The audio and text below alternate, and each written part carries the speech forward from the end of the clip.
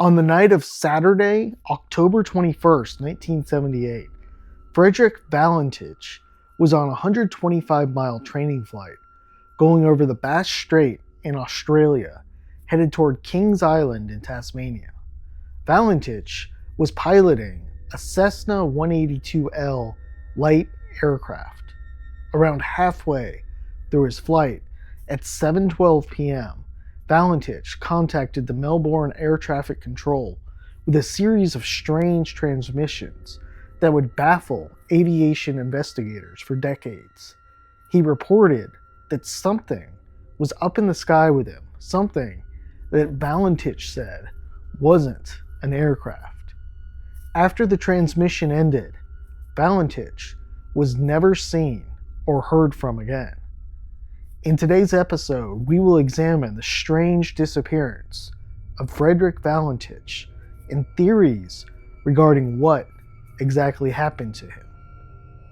To understand the mysteriousness of this case, we must first discuss in more detail the conversation between air traffic control and Valentich in more detail on the night of October 21st, 1978.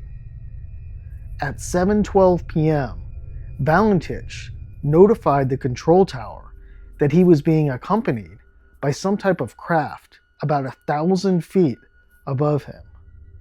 The craft he described had 4 bright lights in a diamond formation. Valentich also told the air traffic control that his engine was running roughly. The tower notified Valentich that they couldn't see anything on their radar and that no other aircraft was in the vicinity. Air traffic control asked for more details surrounding the situation. 3 minutes later, at 7:15 p.m., Valentich replied that the aircraft was now hovering above him.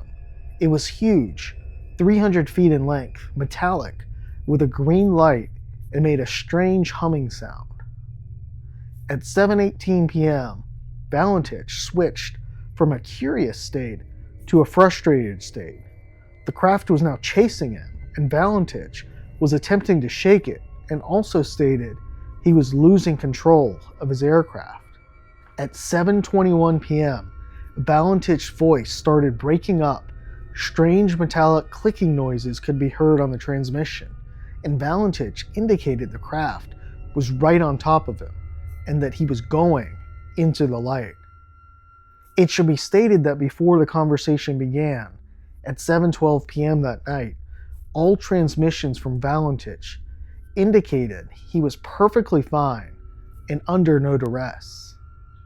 Before discussing the theories and questions surrounding this event, it's important to discuss the background of Valentich. Frederick Valentich was considered by some to be a poor pilot. He had logged 150 hours of flight time, and he had a Class 4 instrument rating, which allowed him to fly at night, but only when the skies were clear. He had twice applied to the Royal Australia Air Force, but was rejected twice due to his lack of education. Despite this, Valentich aspired to be a pilot. It should also be said Valentich was a flying saucer enthusiast. Many skeptics believe that this influenced his transmissions as he was looking for a flying saucer that wasn't there. For years, many speculated he disappeared and it was all a hoax. This would prove not to be the case when one researcher discovered a key government file in the case. In 2012, Adelaide researcher Keith Basterfield stumbled upon a 315-page report from the government in the National Archives Index.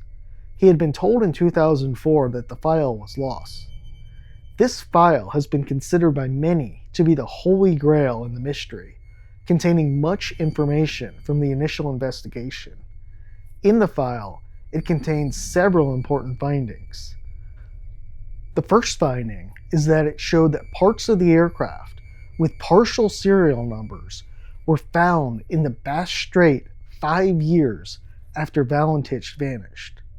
The second finding, perhaps more important, was that investigators left open the possibility of a UFO encounter in the open, not something they said publicly. Investigators labeled it an unidentified flying object, and they didn't label this in the media. In the file, the defense minister is asked to look into the matter surrounding a UFO. There have been many theories put forth around this incident over the years.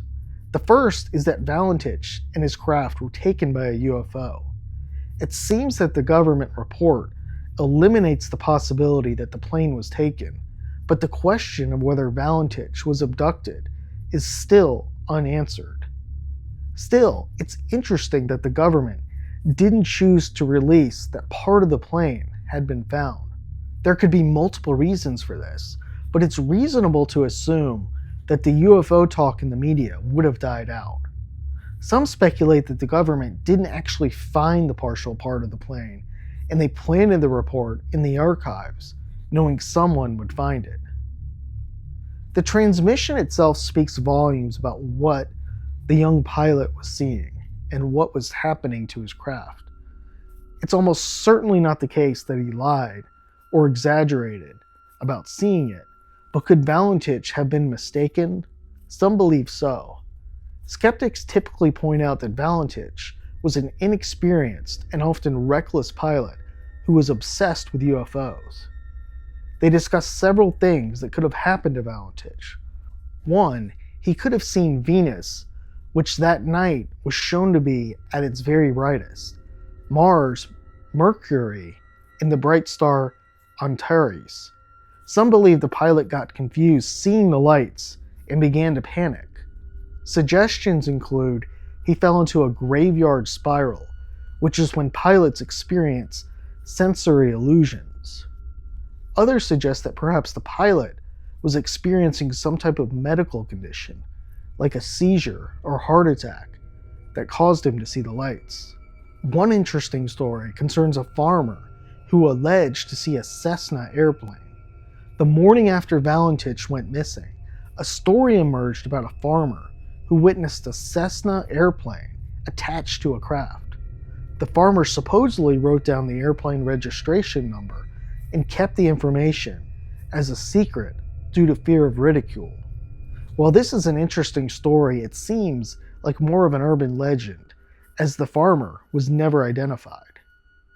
We will probably never know what happened to Frederick Valentich that night, but regardless, this case remains one of the most controversial and mysterious events in aviation history.